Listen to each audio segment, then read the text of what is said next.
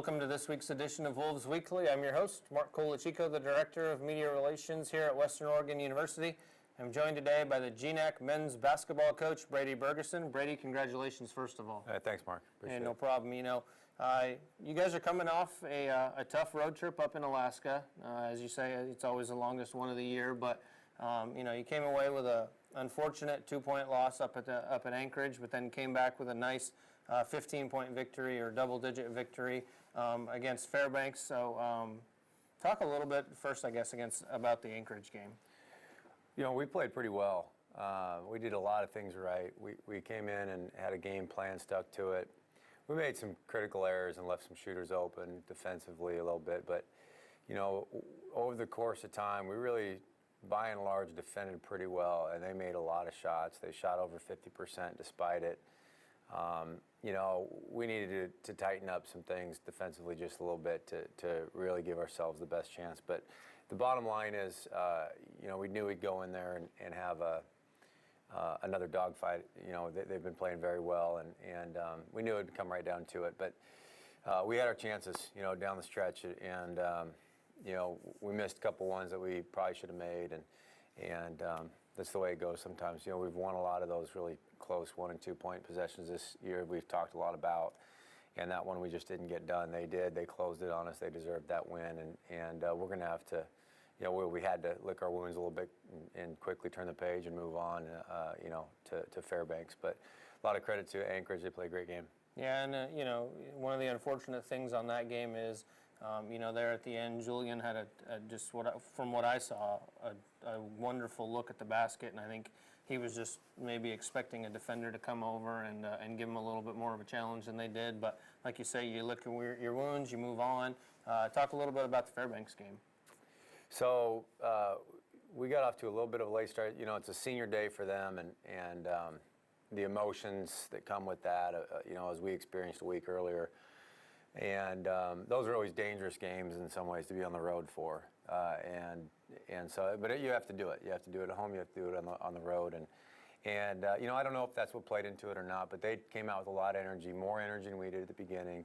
That was a problem.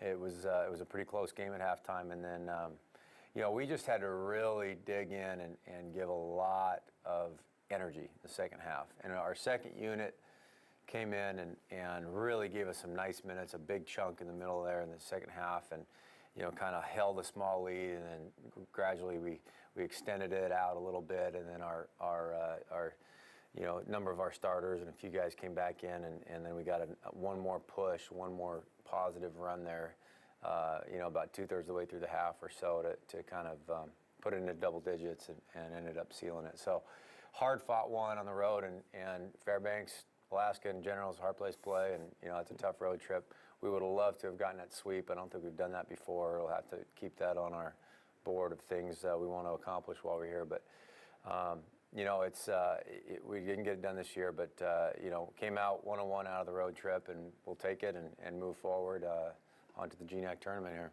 Yeah, and let's look forward to that GNAC tournament a little bit.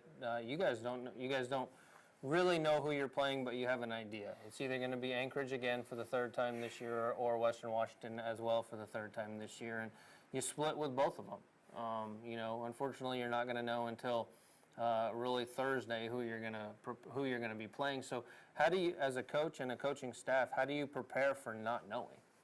Well, it is an interesting week of preparation in that it's the first time we don't know exactly who we're playing. So.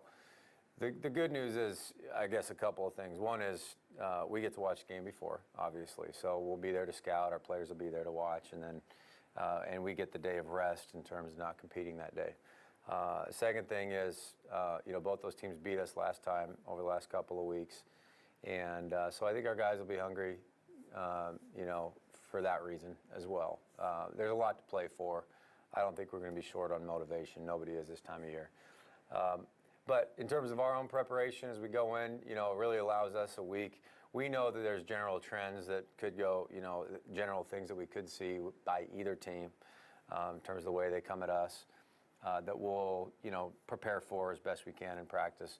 But really, allows us the opportunity again, instead of preparing for one specific opponent. We just turn inward again and really look at ourselves, and we've got some things to clean up and some challenges in front of us this week that we're going to try and take on in practice. So I expect a big week of practice here over the next couple of days. Well, and I think you're right when you're saying you've played these guys. Now this will be the third time, and Western Washington and Alaska Anchorage, as you say, were each of the last 2 weeks. And I mean, the good thing that you're going to have against, I guess I don't want to say a leg up, but a leg up on Western Washington is that Andy's going to be back. Player of the Year, as announced yesterday, so kudos to him. And then Julian Nichols was also named Newcomer of the Year. So, 3 individual awards for you guys. We've talked many times as how big of a player Andy is on this team, but what does this award mean to him? I mean, have you had a chance to talk to him about it or anything? Andy's a guy that's not going to say much about it, but look, I think it's pretty obvious. It's a big deal for a player to get that reward. It was unquestionably, he was the most dominant player in the conference this year. His presence on the floor gave us such a lift in so many ways, not just on one side of the floor or the other, just in so many ways. And is just literally his presence sometimes made the difference for us. And he's a guy that has the ability to impose his will on a game at times, and that's a pretty unique player when it gets to that point. I'm really pleased that he got the award and that he gets to enjoy that and have that on his wall for the rest of his life, just simply because the quality of person that he is. He really deserves it. He works his tail off, just relentless all off season. He's very motivated, very coachable, terrific kid, terrific teammate, and so very pleased for him to have accomplished that. Well, and as you say, I mean, fans, the Wolves are going to be in action this week when they travel, to the GNAC tournament. That'll be happening Thursday through Saturday. The Wolves will actually take the floor on Friday when they play the winner of the Alaska Anchorage Western Washington quarterfinal game. That'll be at 7:30 Mountain Time, coming to you from on the campus of Montana State Billings. Coach, you had the opportunity yesterday to unwrap the first trophy for the men's basketball team in GNAC history. Hopefully, you'll be able to unwrap a second one. Well, that's what we've got our sights set on. We're going to give it everything we've got. All right, well, we wish you guys good luck. Fans, if you want to follow everything there is to know about men's basketball, especially their run through the playoffs, be sure to tune into woowolves.com. Hopefully, we'll be back next week to talk to Coach Bergeson about their trip to the NCAA tournament. If not, it'll be a great season, but we are hoping that'll happen. And as always, go Wolves.